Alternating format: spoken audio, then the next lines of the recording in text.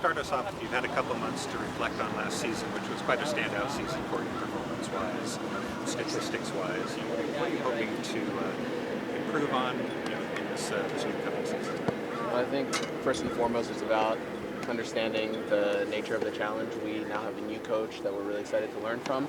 So that involves learning his system, adapting as quickly as possible, and finding a way to replicate our strengths of last year while improving under his vision on the things that we didn't do as well.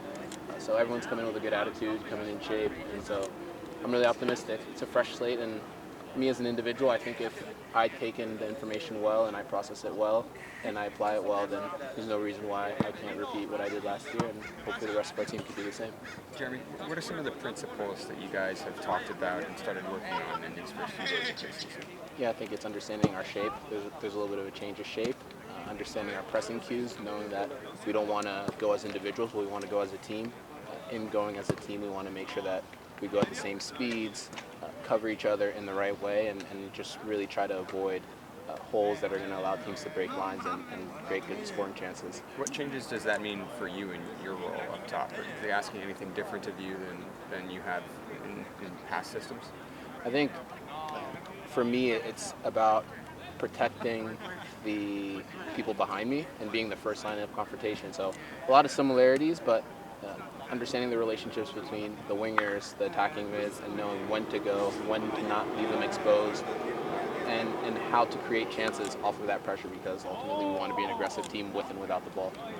Jeremy, what's different this year with this new staff than in previous seasons?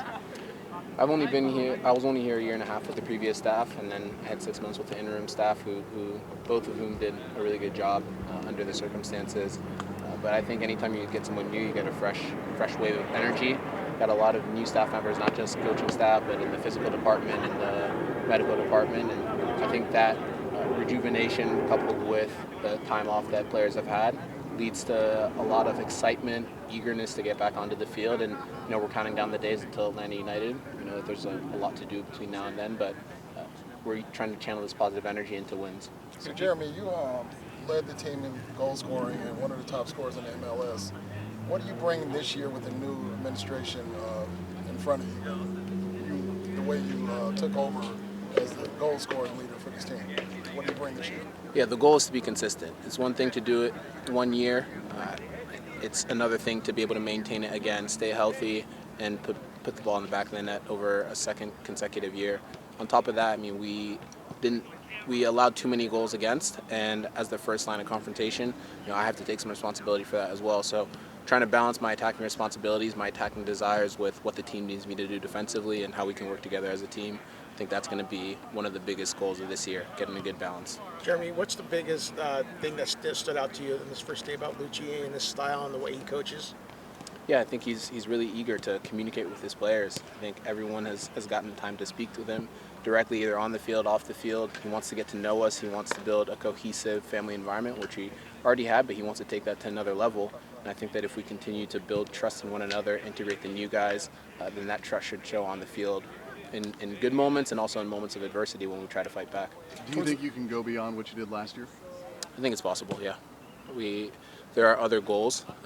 It's not about what I do as an individual, it's about what the team does. So if I fall a little bit short of what I did last year, but I'm still contributing, I'm still helping my teammates get better, putting them in good situations, then that's more important than whatever individual accolades I can accomplish. The back line was retooled towards the end of last year to a degree. I mean, what have your impressions of those players been, and especially on the first day of preseason? Yeah, I think this early on in preseason, you're working with different combinations, working different people in different positions. So it's been exciting to see Miguel healthy again and really continuing to build off of the end of last year where he got a few minutes, to see Carlos healthy and fully with the team as he was towards the end of last year. Looking forward to seeing those guys in games in whatever capacities that ends up being. And then for the rest of the guys, it's getting up to speed, building those relationships with the new guys who are really filling in for the first time over an extended period.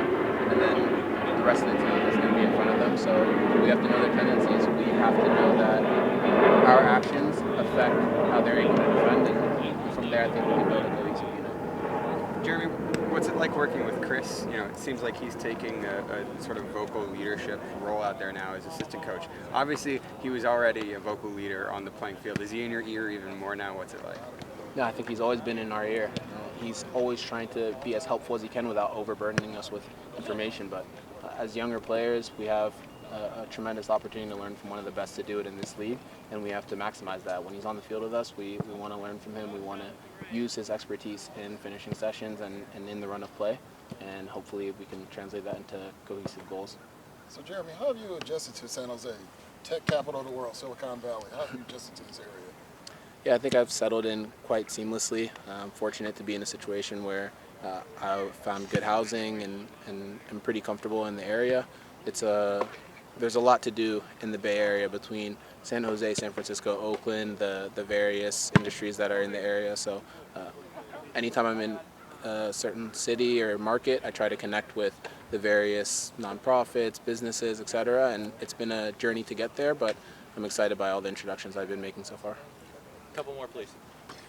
You've had a lot of activity with Black Players for Change and some of the other programming. How is that coming along, and what goals do you have with that organization?